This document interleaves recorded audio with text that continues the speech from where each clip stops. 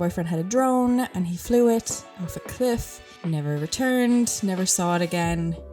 R.I.P. drone. Colin Farrell is Irish. He is the nicest guy ever. I've met him like three times, I think. So this is a hurl. The Wild Atlantic Way is a very famous route, like a driving route that goes along the west of Ireland. I think it's like the most beautiful place in the entire country. Big sheer cliffs that kind of recede into the distance.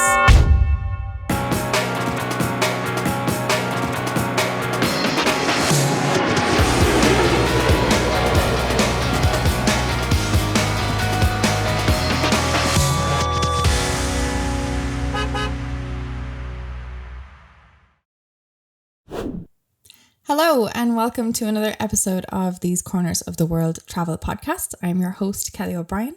We are in a completely new location today. This is my, I can't say childhood room, but this is the room that my parents moved to when I was like a teenager. So this is my teenage room, I guess. So that is in Ireland, in the countryside. I have this snazzy little, what do you call it? Like a ring light, I think my mom had. I don't know what she uses this for, but I found it, so I'm using it. And yeah, basically I'm home for Christmas. I've been here for about 2 weeks now. I haven't lived in Ireland for around a few years now, but I do come home for Christmas and stuff like that. I am absolutely dying. So I meant to actually do an Ireland related podcast from Ireland when I got here, because today is actually Christmas Day. I won't upload this for a little while, but recording it on Christmas Day. And the reason that I'm a little behind is I was just dying sick, and it was either, I went to the doctor and she said it was either bad chest infection or mild pneumonia, which is obviously not what you want ever, no less at Christmas. So I arrived home sick. I continued to be worse and worse. And I think today is actually the first day I'm feeling a bit better. I still have, you can probably hear it in my voice, I'm still a bit sick. I have these antibiotics that I'm taking, some other stuff like Optibac. It's like a probiotic for people on antibiotics to like not wreck your gut health completely. I don't really like having to take antibiotics, but you know, needs must. So yeah, I'm feeling a bit better today, but you can probably still hear that I'm a bit under the weather still, but mentally I feel a lot better. So I know that I'm coming out of it, which is great, because actually tomorrow I'm flying back to Malaga and then onwards to Morocco for New Year's. But for the moment, we're going to talk about Ireland since we're in Ireland. I am quite prepared today. If you're watching this on YouTube, you'll see I have a quite extensive bucket of notes here. And I want to talk about everything related to Ireland. That's quite broad. I would say everything you need to know as an introduction to Ireland, because I have like a lot of friends abroad these days and they ask me quite interesting things about Ireland sometimes, because I kind of assumed people knew certain things and they definitely don't. Even, for example, the other day someone asked me what I meant when I said I was flying on Stephen's Day. Stephen's Day is December 26th. I thought that was universal. Apparently it's not. That's an Irish thing. Even in the UK, they call it Boxing Day. I have no idea if they call it stuff other than that in other countries. But for me, it's Stephen's Day. And it was really weird that that the person didn't realize what I meant. But it is December 26th tomorrow. So I'm flying tomorrow. This is my last chance to do this podcast. Let me see. If you hear any background noises, please ignore them. There's a lot of animals that are around this house, and my mom is a bit eccentric and likes to talk baby talk at the animals. So if you hear any barking and odd singing, that is fine. Just ignore it. Yeah, basically, what am I going to start with? Firstly, I got a drone. How cool is that? I've never had a drone before. My boyfriend had a drone and it met a kind of an unfortunate end. We went to Cape Verde, which is a group of islands off the coast of Africa, and Africa is a large continent. The west coast of Africa, towards the top, a bit lower than Morocco, but not too far. I can't remember what country is it across from. It might be Sudan. I'm not sure, but it's a group of African islands. And we went there and my boyfriend had a drone and he flew it off a cliff. And I guess the wind took it or something happened. It kind of disappeared into the distance and then lost connection. Never returned, never saw it again. RIP drone. Well, I have a drone myself now and I'm going to bring it places. So keep an eye out on my social media, These Corners of the World on Instagram and TikTok. I'm going to cough, sorry. Still not 100% better. Keep an eye on my social media for drone footage because I'm sure you'll be seeing lots of that. I've been going around the house. If you're watching on YouTube, I might put some clips in here, but I've been playing around with it outside my house in Ireland, just flying over the house and looking into the fields beyond and trying to figure out, the controls and stuff because it's the first time I've actually manually driven what do you call it? Flown a drone. So that's going to be cool. And while I've been sick, I've still been able to, go on little walks around my house and visit the new animal arrivals because I have it written down actually, like in the house at the moment, there's so many animals, I have to actually write a list of how many animals are in this house. Like you can't move without running into an animal here. There's like 3 dogs, 2 cats, a turtle, 2 guinea pigs. There were some ray birds for a while, which are they're not ostriches, they're not quite emus, they're RHEA ray birds, but they didn't do so well and they died, so they're not here. But there is a new pig, a pet pig, and there's 2 new ponies, so that's been quite nice to go out into the fields and interact with these ponies, and I might show some clips of them here if you're watching on YouTube. If you're not, then sorry. Or go to YouTube. The pig has been quite interesting. The pig's name is Iggy. It's kind of furry. It has black hair and it's kind of a character actually. I didn't realize you could have pet pigs, but my mom loves animals and she's always kind of like extending the animal family here in Ireland. But the pig is I was kind of afraid of it at first because it's quite substantial, it's a large thing. And it kind of runs quite fast. Like they go take it for walks and stuff and it's making little piggy oink sounds in the pen. And then my mom's like, oh, she wants to go for a walk. So she opens the gate and the pig just boom, shoots out. It's like rubbing itself on like trees, scratching itself and like running around with the dogs as if it's also a dog and wants to get back scratches. And it's a pretty like strange thing. Even though this is a podcast about Ireland and stuff, this is not like the typical Irish experience. Or maybe it is. Maybe it is, because the typical Irish experience, in my experience, is just things that are really random. Like Irish people are really random and they will do weird things and just be like, yeah, did this weird thing. It was fun. Yeah. So maybe it is a typical Irish experience, but not everyone has a pig is what I meant by that. So yeah, I'm going to basically tell you about like Ireland, Irish things. Maybe I'll do a different Irish specific podcast in the future, but for now it's kind of like, common questions you might have had about Ireland.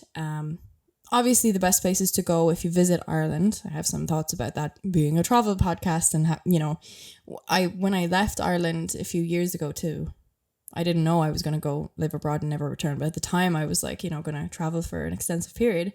I decided I didn't want to go abroad and have people ask me about Ireland without having experienced all of Ireland myself. So I took, I think, was it maybe 2-3 weeks?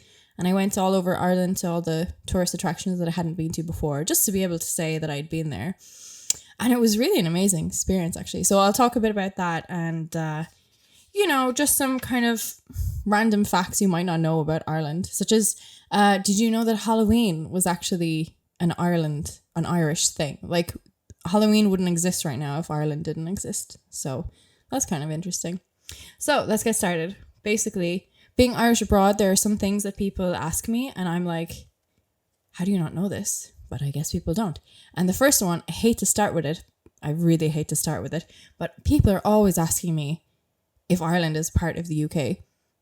That's like the good way that conversation goes, because sometimes it also goes with that I've realized a person just thinks that Ireland is a part of the UK, isn't asking, like actually is saying, oh, you guys are in the UK.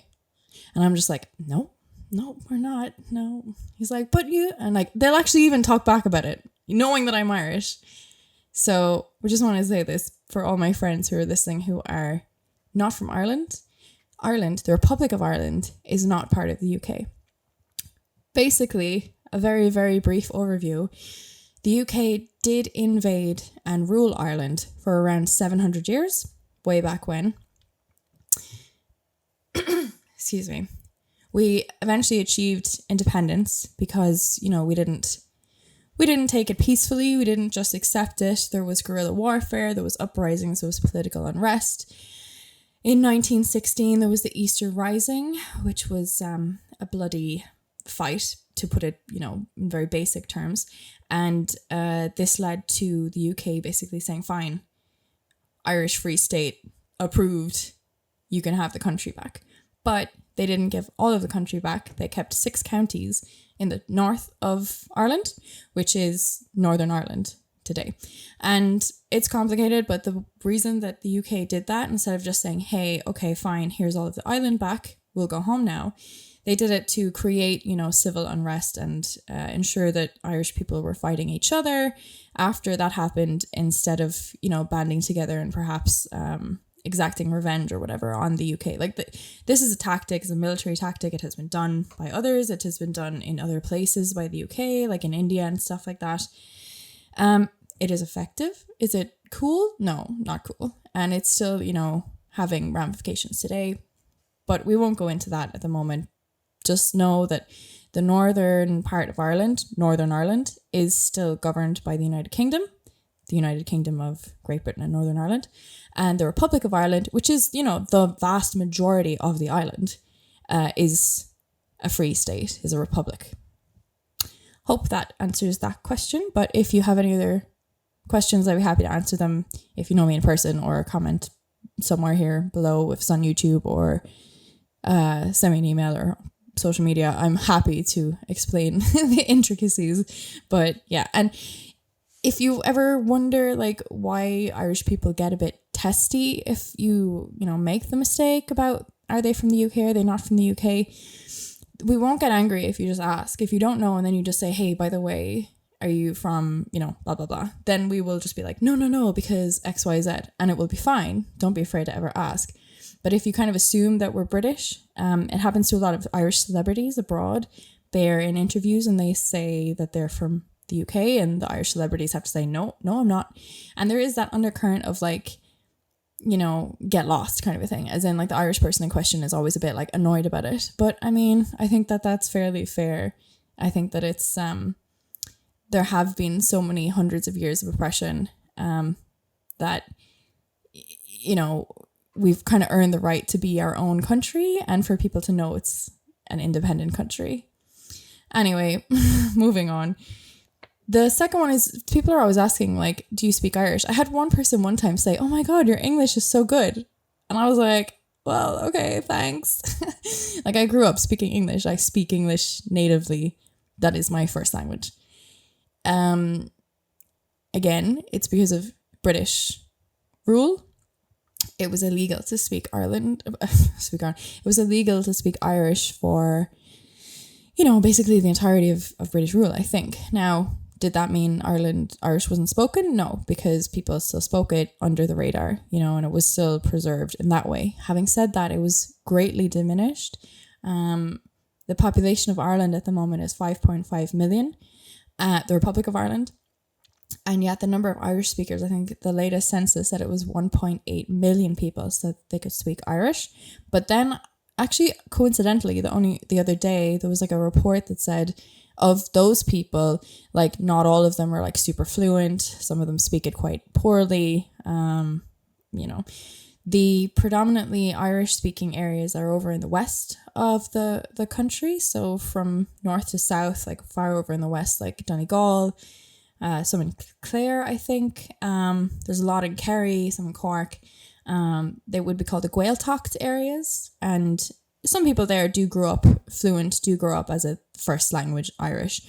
Not super many, but it is being preserved over there. And I'm not super sure, but I think that's as a result of the whole To Heller to Connacht kind of campaign that the British ran forever ago when they did rule Ireland and when they did invade. They were saying, you can stay here and be ruled by us, or you can go to Connacht, which is a place in the far west, which was a more mountainous kind of region with lots of cliffs. It's right by the Atlantic Ocean. It was like harder to farm there. It wasn't as arable a land as maybe the mid section or the east of Ireland. So that's where the British kind of concentrated their colonization, because farmland and stuff was more valuable. So they kind of shoved people to the west of the country who didn't want to comply with this. So the To Hell or To Connacht was the phrase at the time. So I think that's why the Irish speaking areas are over in the west at the moment, because that's where Irish was most predominantly spoken, back in the day, and that kind of just kept on going, I think, as a tradition. Schools in Ireland do still teach Irish. So from, what age do you go to school? 3, 4, up until the age of 18, unless there's any reason like that maybe your parents don't want you to learn Irish. I don't know even if that's a thing, but maybe if you're foreign, you might not be, have to learn Irish, or maybe I think if people are dyslexic, they might not have to learn Irish. But most people in Ireland growing up here would have to speak and learn Irish in school until the age of 18. Now, I don't think it's taught particularly fantastically because it's seen more of a chore and not as like a fun thing. I certainly didn't think it was fun. I thought it was definitely a chore, and I hit 18, I passed my exams, and I never went back to Irish. I never spoke it again until recently. I've been trying to learn a bit more on Duolingo because it really is a beautiful language. I spoke a bit at a wedding recently in Scotland. Even though they have Scots Gaelic, it's not as predominant as Irish is in Ireland, but it's a similar language. But they were like, oh, it sounds like Elvish or Elven, or, whatever, like Lord of the Rings type stuff. And I was like, oh, okay. That's kind of cool. And it is a beautiful language. An bhfuil cead agam dul go dtí an leithreas má sé de thola is a phrase I always say when people ask me to speak Irish. It just means, can I go to the bathroom, please? Because it's the most thing ingrained in you as a kid, because you would have to ask the teacher, the muntor. Is that how you pronounce it? Muntor? You'd have to ask them in Irish, can I go to the bathroom? So that's always the first thing that comes to my brain when people say, speak Irish, monkey. I always say that. I never really tell them that that's what it means. They never really ask, but because it's not very, what's the word? Romantic. It sounds very romantic when you're talking in Irish. Then when you learn that it says, can I go to the bathroom? It kind of loses its charm. Yeah. What next? Some lingo. We have some lingo going on here. Basically, I have a milder Irish accent now than I used to, basically because I moved abroad and people couldn't really understand me. I think over time my accent became a bit more, I don't want to say dumbed down, just milder, I would say. And I've stopped using some of the lingo, some of the slang words. Not really on purpose, just I think subconsciously I've stopped using some of them. But I want to go through some of them now. Sorry, I'm going to cough again. Oh God, I'm so sick. Getting better though. Some you may have heard of, the most famous one is probably crack, CRAIC. And it's not crack as in the crack of a broken splinter of wood, and it's certainly not crack as in crack cocaine over in the States, or, well, I guess you can get that other outside the States, but that's, having watched US TV shows, that's just what I associate it with. But it's it means fun, or a good time, as in I went to a party last night, it was great crack, it was great fun. You can also say it about a person, oh, John is great crack, John is great fun, or Sally is no crack, Sally's no fun, or what's the other way? There's no crack off her. Means also she's not fun. So that's probably, you might have heard of that one before. And another one you might have heard before is grand. So if you say to an Irish person or ask them, you know, how was your weekend? And they say it was grand. Outside of Ireland, you might think grand meant, you know, majestic, amazing. But in Ireland, grand is like fine, okay, passable, decent. Yeah, decent is a good one. And I always think I don't know where it comes from, but that's what basically, when an Irish person says something is grand, it doesn't mean majestic. It just means, it means okay. Another one is sucking diesel. I love this one because it's never really explained, and I've not seen many people explain this, but sucking diesel is something you would say, maybe it's a country Irish thing, I'm not sure, but it's something you would say when something's going really well. Like, let's say that I don't know, something that just started kind of slowly and now it's like ramping up, basically. You'd say, now we're stuck in diesel. Like, now we're going really fast. Now it's going well. I know it's odd. Sound, not what you think, not a actual sound that you would hear, but like someone is sound means someone is really nice. It's actually a really, really good high compliment, I would say. Like, oh, Teresa, she's sound, or she's sound out. Like, she's a really nice person. Like, she's really cool. Your man is one that I've been trying to teach to my boyfriend, and he keeps saying it, but he says it in like the wrong context quite often. Your man, or your one. Your man is probably easier to understand. It means your, I guess, would be that. So your man is like that man. And your one is like that woman. One is woman. I don't know why. So like your one over there. You could kind of say it if you knew the person. Like, and you're kind of maybe being a bit cheeky and like taking the piss out of them a bit, like, oh, who's your one, eh? Who's your one think she is? But like predominantly it's used in a kind of a stranger person context. Like, you don't know that person's name. It's like, how did you get that sandwich? Oh, your one sold it to me. You know, because you don't know her name, because she was just someone who works in a shop. Like, it's a stranger to you. I always thought that one was funny because I thought that one was kind of universal almost, but it is very much not. And the last one I want to go through of the lingo is gas.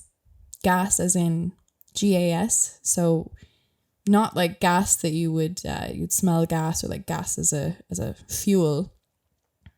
Gas is like someone who's like hilarious. It's like, oh my God, he's gas. He's a gas man. Like, he's hilarious. Or a situation could also be, it's predominantly like a person, I would say, but a situation could also be gas. But you would most likely say crack, actually, for like a party was great crack, and a person was gas. Gas crack is a that sounds really bad. Gas crack is a thing, yeah. Oh, he was gas crack. Let's draw a line under that immediately. Names for Ireland. So Ireland is Éire, E-I-R-E. That is just the direct translation of Ireland in the Irish language, Éire. Another name is like the Emerald Isle. You've probably heard of that one. That's just like a cute, like, romantic nickname, basically, because of, you know, it's a green landscape. Emerald is a green gemstone. Emerald Isle, it's an island, fine. But there's one I really love as well, and not many people outside of Ireland know it, and it's Aisling. Aisling being a very common girl's name. What happened here with the exposure? A girl's name called Aisling, and you might be wondering, like, how does that have anything related to Ireland, the place? Well, it goes back to basically when the United Kingdom ruled Ireland for those aforementioned 700 years or so. It was, you know, illegal to speak Irish, but it was also illegal to, I guess, romanticize Ireland as a nation in itself, you know, trying to get rid of the nationalistic sentiment. So you weren't allowed to, you know, write books or poetry or songs like about Ireland, romanticizing Ireland or Irishness, that kind of thing. So at the time, poets and writers and stuff, they called it Aisling. They would write about this beautiful maiden called Aisling. They would write songs about her, but actually Aisling wasn't a person, it was the island of Ireland. So I always thought that was a cute one that I wanted to tell people about.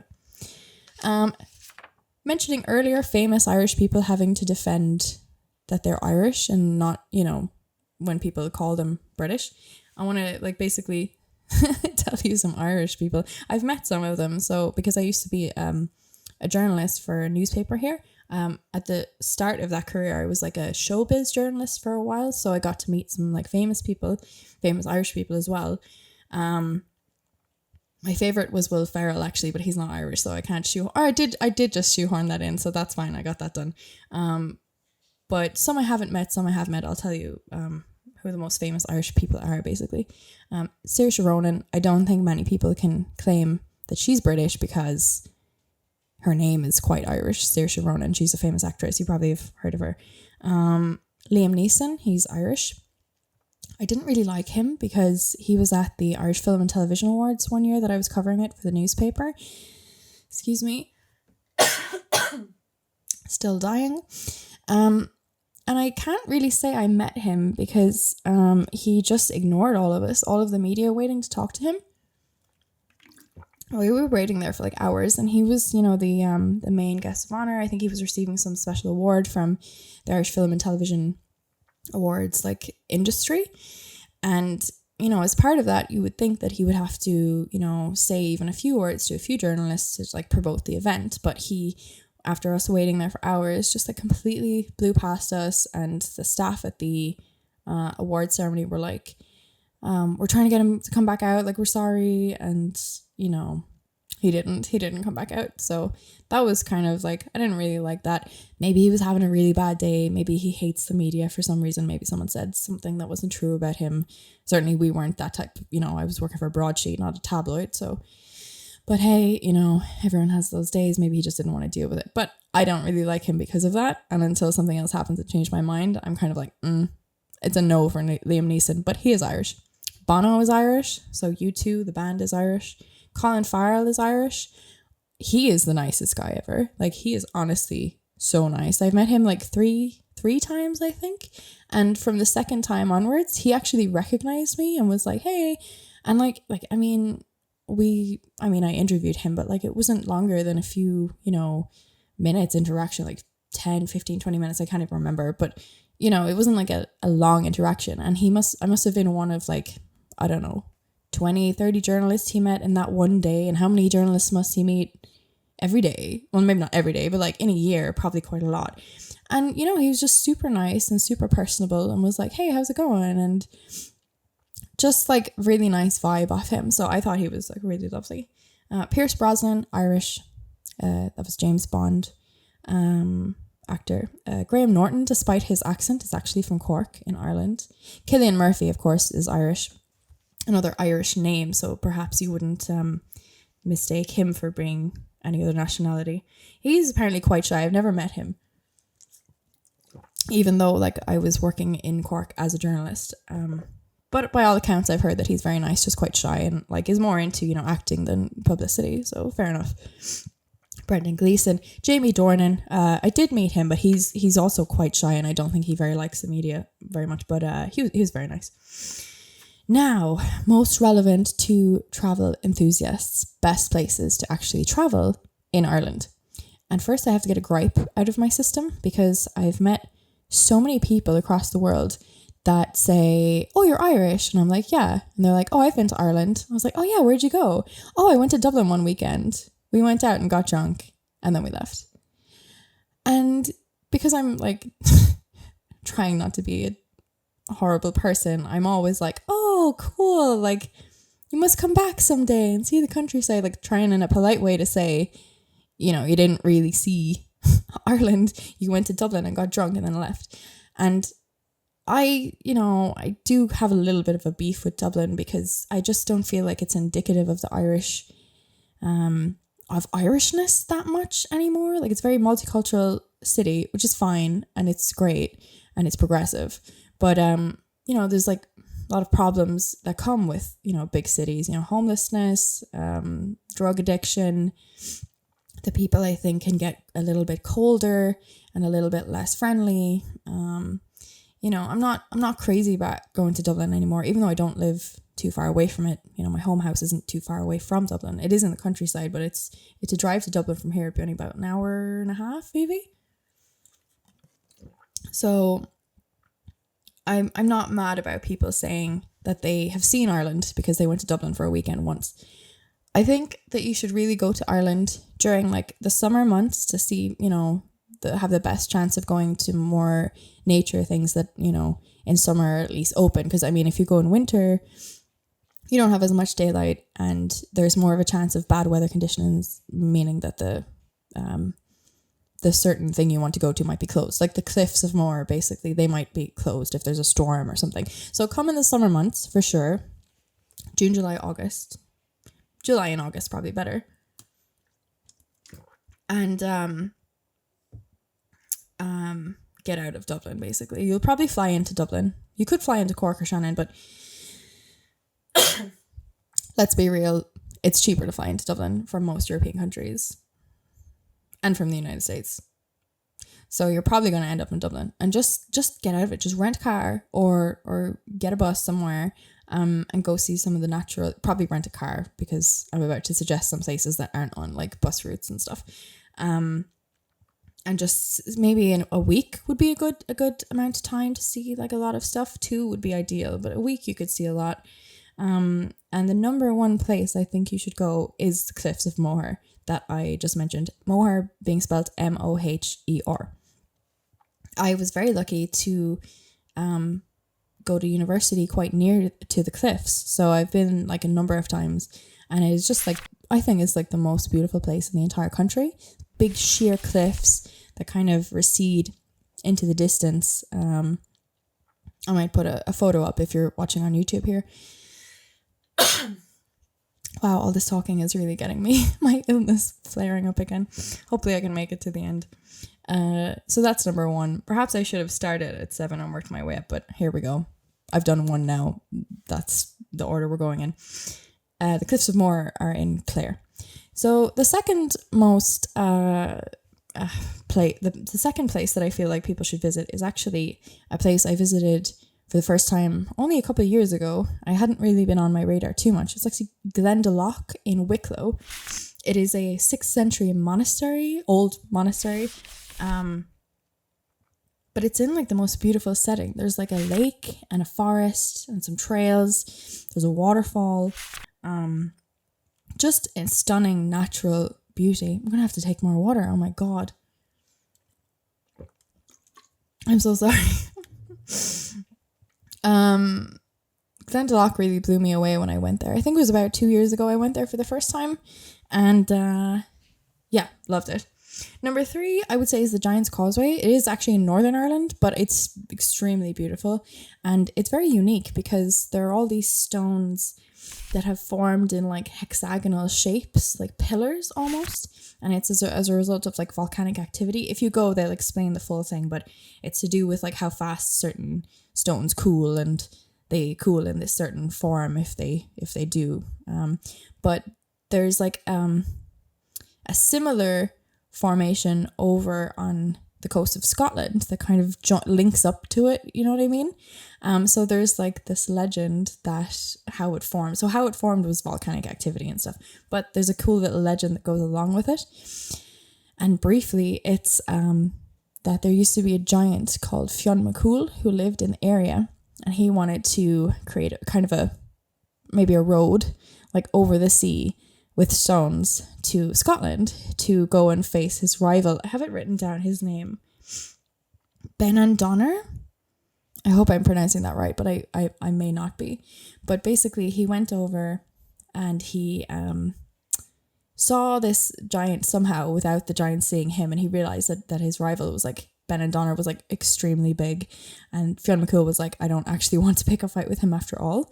So I don't know whether he stayed there and pretended this or whether he came back to Ireland. I think he came back to Ireland and told his wife, I've made a mistake.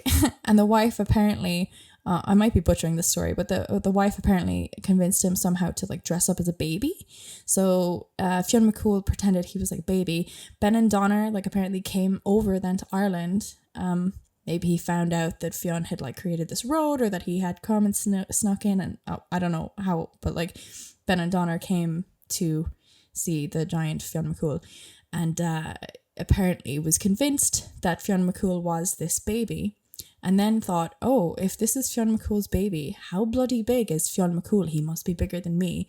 So Ben and Donner ran away, and as he was going, like ripped up the middle part of the stone road, which was, you know, the remains of which are now the Giant's Causeway in Northern Ireland. I don't know what it's called in Scotland, or if it's called the same thing or not, but yeah, there's a cute little story for you. Number 4, I would say, now I've looked at a few lists in preparation for this just to see if people were corroborating what I was saying. I didn't see this on many lists, but the Aran Islands I think are hugely worth a visit for people coming from abroad. Because, so Ireland is an island, but there are like various little tiny islands off like predominantly the west coast of Ireland.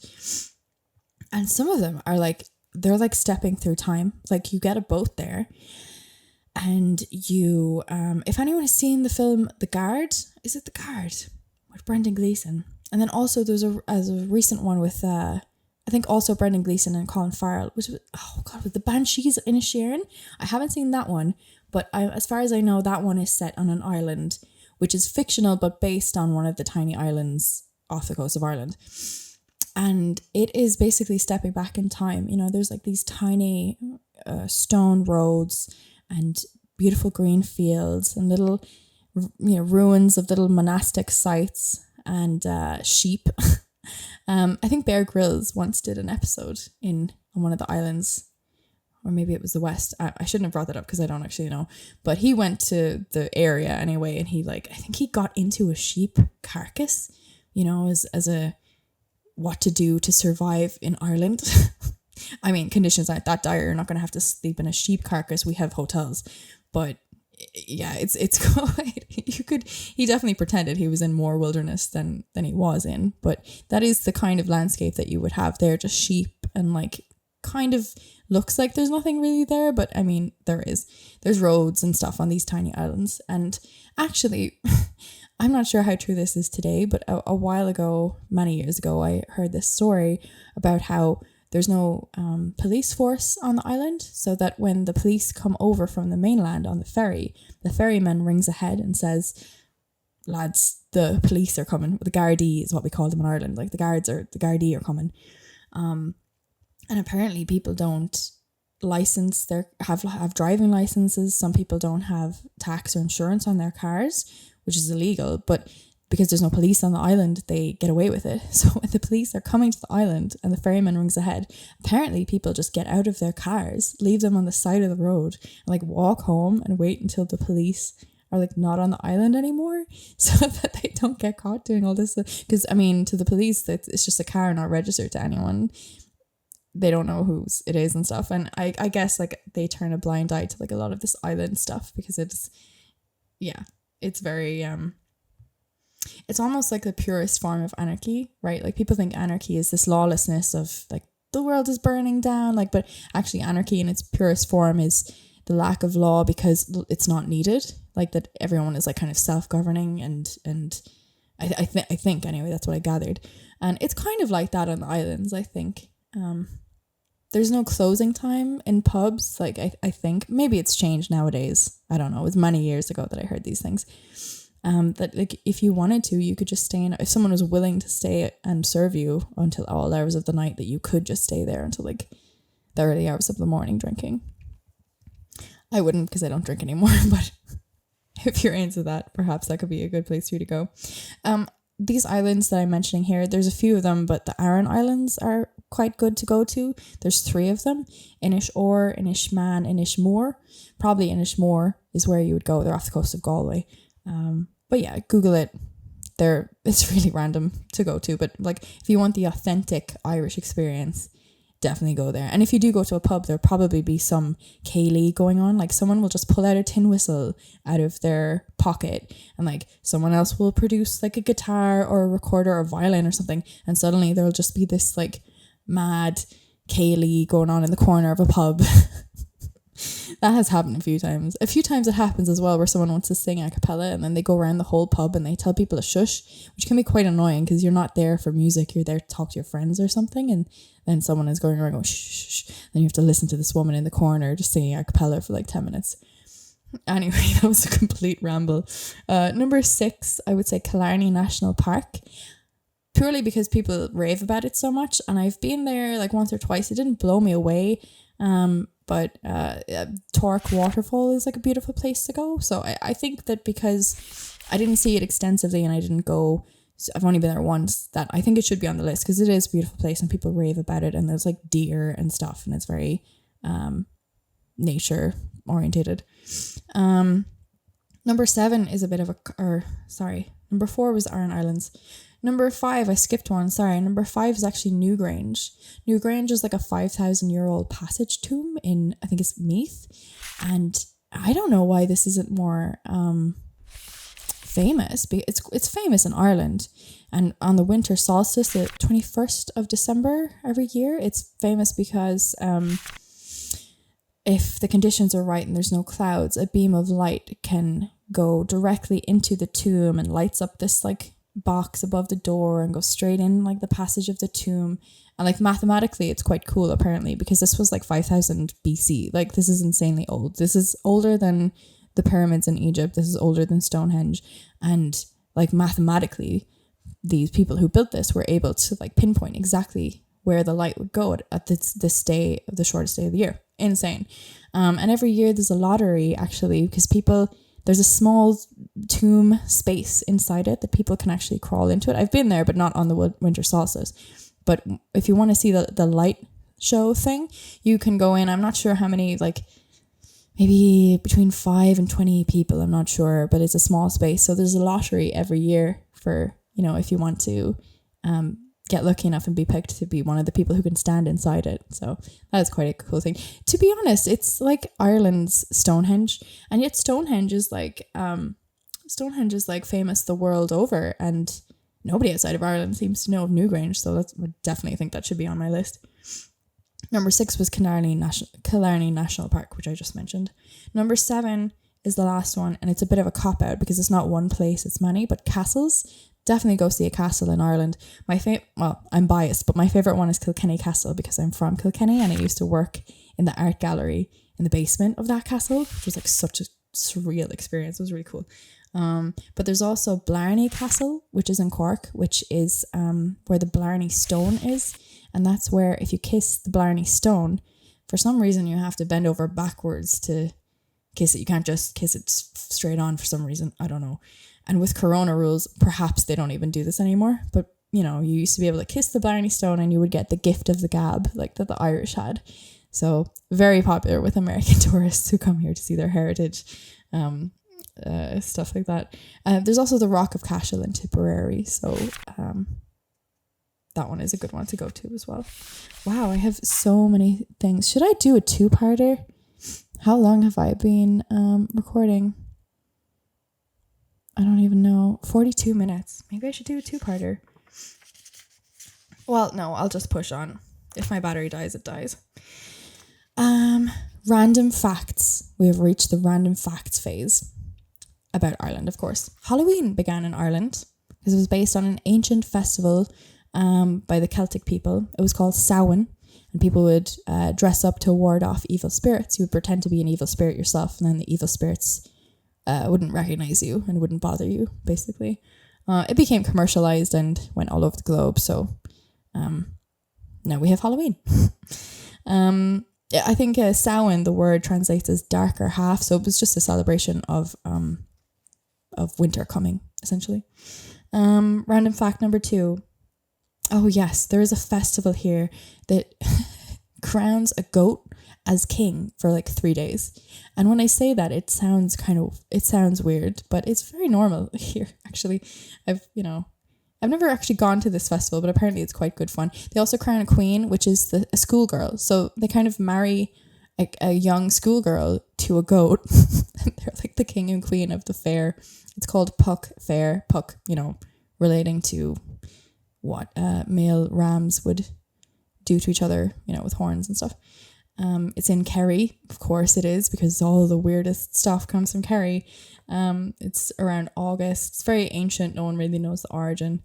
They do release the goat, I think, after 3 days. I don't know exactly what they do these days, but in olden days, they used to catch a goat, crown it king, and 3 days later, let it go again. They don't kill the goat or anything. Number 3, there's no snakes in Ireland. There's never been any snakes in Ireland. Legend has it that St. Patrick drove them out, but there was never snakes in Ireland before that, so that was just an allegory or something. Number 4, I thought, I'll skip that one because that's the most interesting one and I'll do that last. But number 4, the national symbol of Ireland. It is not a pint of Guinness. It's not even a shamrock or a 4-leaf clover. It's a harp. I thought that was quite nice because most people, I think, would think it was a shamrock. And the last random fact is that there's more Irish people outside of Ireland than there are inside of Ireland. There's about 80 million people abroad who claim very recent Irish heritage or even have Irish passports. And only 5.5 million in Ireland. There you go. Emigration, eh? Oh, we have more facts, sorry. Which will I keep to the last? One of the oldest pubs in the world is in Ireland, if not the oldest pub. It's called Sean's Bar. It's in Athlone in County Roscommon. I've been there. It's quite cool. Still completely functional. It was set up in 900 AD. That's old. The remains of Saint Valentine are on display in a church in Dublin. I've seen them. It's very macabre. The Wild Atlantic Way is a very famous route, like a driving route that goes along the west of Ireland. And it is the longest coastal driving route in the entire world, which is quite cool. It is a beautiful drive. It's long, but it's the longest in the world. Of course it's long, but it's beautiful. It'll take you many, many days, but it's a very scenic, winding cliffs route. It's beautiful. Count Dracula was written by an Irish author. Wouldn't have Count Dracula without the Irish. There's a redhead convention that takes place every year since 2010. I think it's still going, I'm not sure. It crowns a king and queen redhead. And then the last one is that hurling is the fastest field sport in the entire world and one of the oldest. But basically a slitter, which is the ball. I have one here. Let me see. It can travel 120 kilometers an hour. I didn't plan this, but I actually have some of the accoutrements of hurling here. So this is a hurl. It's let me see. It should be around up to your waist. You kind of stick a bit of a grip on it so that you can hold it, and you would generally hold it like this, and this is where you would hit the ball with. The ball is called a slitter. This is the ball. It's kind of like a baseball. It's quite hard actually, and you would hit it like there. So yeah, basically that's hurling. And I think that actually brings us to the very end of this podcast. It's quite a long one today. At some point, perhaps I should, when I come back again, do a podcast of random stuff in my room, because I have things from all over the world that I've collected over the years.